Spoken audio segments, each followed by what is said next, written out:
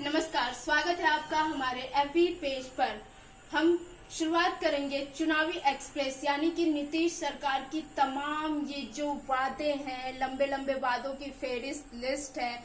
और अब तो कई विपक्षी पार्टियां भी अपने इन लंबे लंबे वादों के साथ चुनावी मैदान में दमखम जोरों से शोरों से तैयारियों में जुटी हुई है।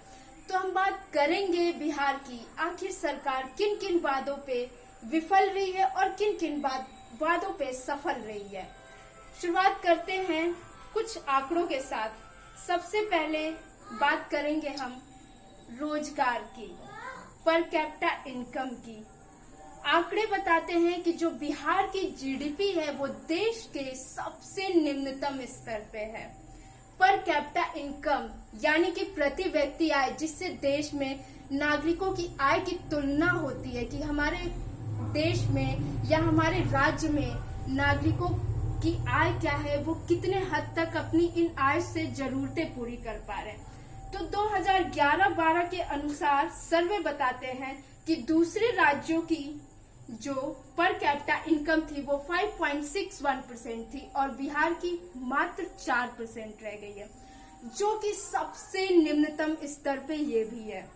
और national sample survey consumption expenditure, Bihar का जो पॉवर्टी का ग्राफ है वो केवल 17% 2012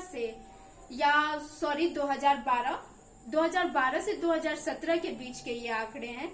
और एनएसएस से पीरियोडिक लेवल सर्वे ये बताते हैं कि 2017 से 18 के बीच में केवल 87% वर्क फोर्स के पास रेगुलर बेसिस पे यानी जॉब थी ही नहीं कि उनको परमानेंट जॉब मिले, परमानेंट सैलरी मिले। और दूसरा अनएम्प्लॉयमेंट। खैर, अनएम्प्लॉयमेंट तो बहुत ही चर्चा का विषय है, देश हो चाहे बिहार हो। बिहार में जो अनएम्प्लॉयमेंट रेट है वो 46.6% है, जो कि दूसरे राज्यों की तुलना में ये भी सबसे ज्यादा है। आखिर आप सबों ने देखा कि सरकार किन किन वादों पे विफल रही है। और अब हम बात करेंगे सुसाइड। सुशांत सिंह राजपूत केस के बाद सुसाइड का मुद्दा बहुत ही चर्चे में आया था। खैर, आप तो किसी बड़े स्टार की लाइमलाइट पे ध्यान देते, अब बात एम्प्लॉयमेंट की भी कर लीजिए। एम्प्लॉयमेंट ना होने की वजह से कितने लोगों ने सुसाइड किया? 43.8% 2015 तक के सुसाइड आंकड़े हैं। और अब बात करूंगी कि कितनी तरक्की की क्राइम रेट्स, वुमेन वायलेंस या चाइल्ड के ऊपर जो एक क्राइम्स का ग्राफ है, कितना ज्यादा लाइमलाइट में रहा और कितने हद तक सरकार ने अपराधियों पे शिकंजा कसा।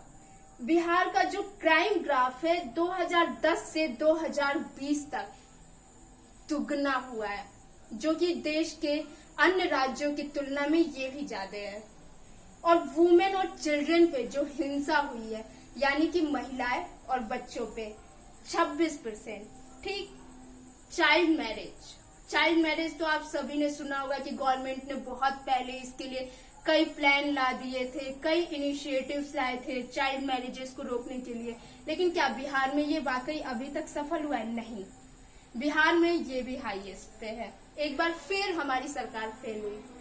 नीतीश गवर्नमेंट ने 2019 तक कोई सिंगल मनी या हम कह ले 1 रुपए का चंदा भी निर्भया फंड में नहीं दिया।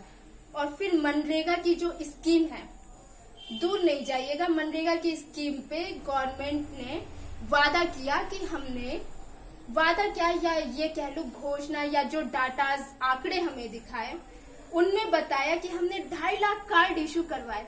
भाई 2.5 लाख कार्ड इशू करवाए, लेकिन 4000 कुछ घरों में ही लोगों ने 100 दिनों के रोजगार की गारंटी पाई। बाकी के बच्चे जो एम्प्लॉयमेंट या जो भी जिन्होंने एम्प्लॉयमेंट के लिए रजिस्ट्रेशन करवाया मनरेगा में, उन वर्कर्स का क्या हुआ, इसके अभी तक हमारे पास कोई आंकड़े नहीं है। और इस कोरोना काल में आप सबने स्वास्थ्य की बदहाली देखी, कैसे स्वास्थ्य जो उपकरण थे या पीपीई किट का मामला, मास्क वगैरह, इन सब में भी धांधलियां देखी गई।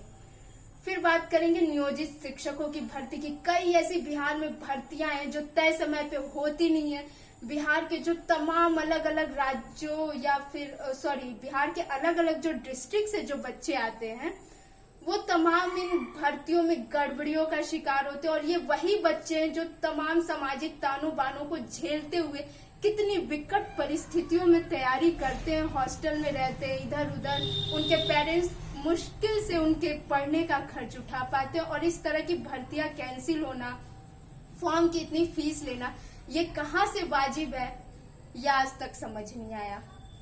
आप सबों ने देख ली हमारी इस चुनावी यात्रा में कि नीतीश सरकार किन किन मौकों पर, किन किन वादों पे कितनी सफल रही है। अब जनता को तय करना होगा कि वो आखिर किसे वोट दे, किसे नहीं। आप अपनी राय हमारे कमेंट सेक्शन में जरूर बताएं। तब तक के लिए धन्यवाद।